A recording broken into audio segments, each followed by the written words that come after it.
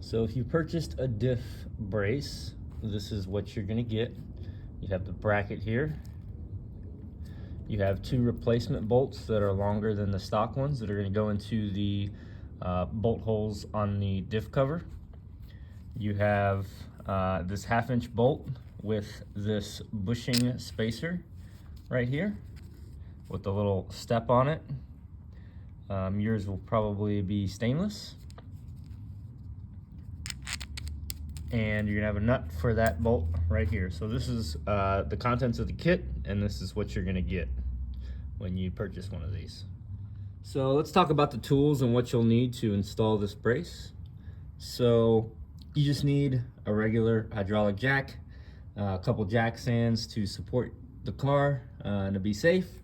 And in terms of tooling itself, you need a 14mm wrench or ratchet and socket to remove the original diff bolts.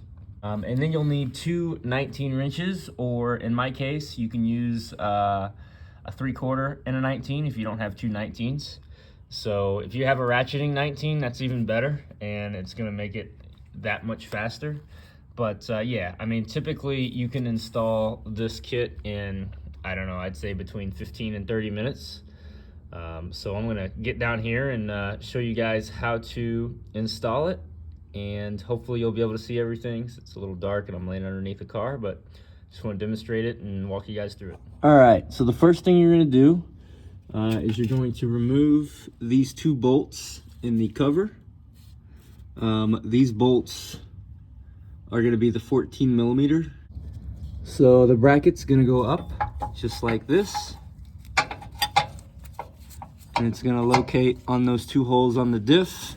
And on the subframe, at the top there, you'll see there's light shining through a hole in the subframe, a large hole. That's where the third bolt is going to locate with that bushing. One thing you may have to do, and I'll show you here because I did it on this diff, is right here, there's a little casting ridge that may be on the cover. And if that ridge is there, this area where my finger is not going to be flat.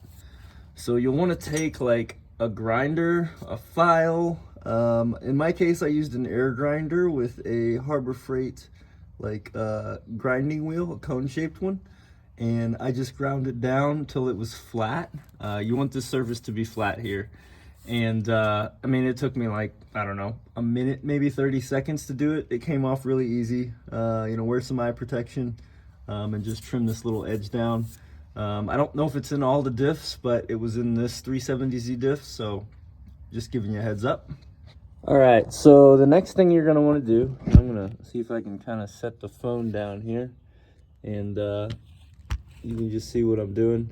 So the next thing you're gonna want to do is you're going to want to go ahead and screw in the two bolts here loosely and just get these bolts started. So I'll just do this by hand. You don't need to tighten anything quite yet. So yeah, just get these lined up. And you know, leave it like maybe that loose right there.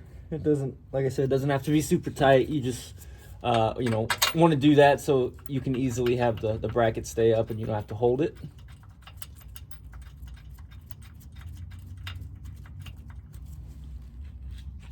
So one other tool that you will need is a telescoping magnet. I forgot to mention this, but what you'll do is once you've got your screws started and the bracket up, you'll take that 1/2-inch bolt and the bushing oriented as such, put it on the telescoping magnet, extend it out, I don't know, let's say a foot. And then the hardest part of all of this is that you're going to have to put that magnet and bushing in through this slot in between the subframe and this lower arm in the rear.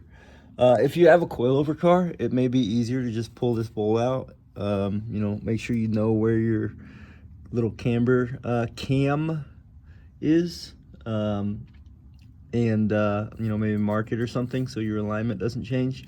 pull that out, and then you can just probably reach your whole hand in there. In this case, I have a spring car. It does not have coilovers, so I can't really do that because there's a lot of pressure here. Yeah, just definitely an option. So I'm gonna do my best to show you where this is gonna go while also installing it.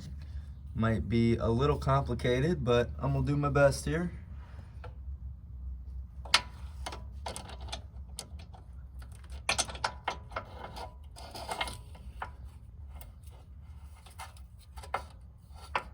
So I got my bolt on the magnet, feeding it in.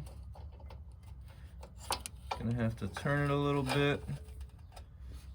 And then let's see, where am I at here?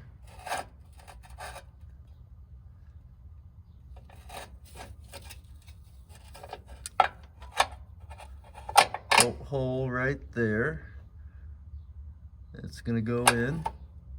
And then I would just hold it here and see if you can get the nuts started on the subframe side here. So I'm gonna put the phone down and see if I can do that, and then I'll bring the phone back up and show you guys what it looks like. All right, so this is probably the most important part. I've got my hand on the nut, and I've got my bolt through here, so I can kind of move this around and show you. So there's that step on that bushing that's on the bolt. And like right now, if you were to tighten it, you'd see that there's a gap between the subframe and, you know, like the flange of that bushing.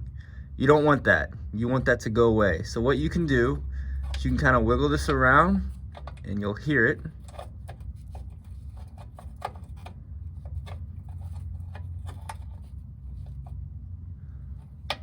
Of course, I'm having issues because I'm holding the phone, even though I just had it in there. There we go. Okay, so that's what you want it to look like. If you can see, it is completely flush up against the subframe. That means that that little lip is perfectly seated and it's locating the bolt and the bracket so that, you know, it can't move or anything once you tighten it down on the subframe. So as long as you've got that, you'll be good. All right, so now that's in there. I'm just gonna go through the process of tightening up everything, and the first thing I'm gonna tighten is this 1/2 inch bolt up here for the subframe. So I'm gonna fish my 3/4 inch wrench on this side, or 19, and then the nut side is also a 19. So I'll throw my ratcheting wrench up there because I have one, and see if I can knock this out. On that bushing, and make sure that as you tighten it, it does not, you know, come out of that groove. And you know, for the first few seconds of you tightening the nut, you know, you don't really have to worry about it because you won't be close enough to be tight. But as you get to the end and you're starting to get snug, keep an eye on that.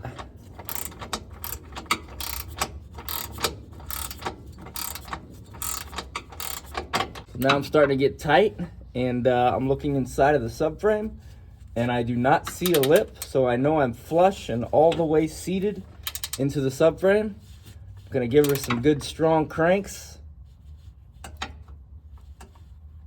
And that feels pretty good. That is a locking nut, this flange nut, so you know, once you get it in there tight, it should never be a problem. Once you do that, you can come in here and tighten these up. So if you see a gap on your bracket, once you've tightened, you know, the upper subframe nut up there, that's fine, that's totally normal. What happens is the bushings, since there's only one bushing on this diff, it'll get worn out over time.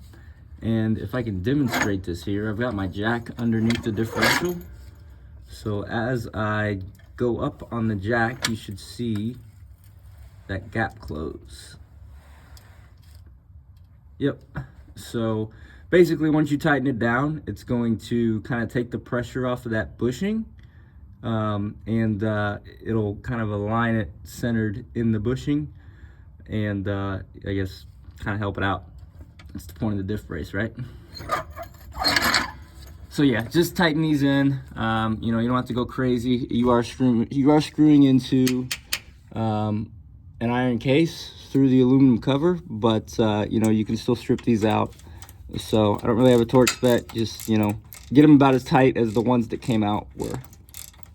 And as you tighten it also, you know, just feel for any binds. It should ratchet up to the diff relatively easy, and you want to just go until it's flush, just like that. And then come up here and do the same thing to this other bolt. I did not fully tighten this one. I'll come back and do that once I get this one tight.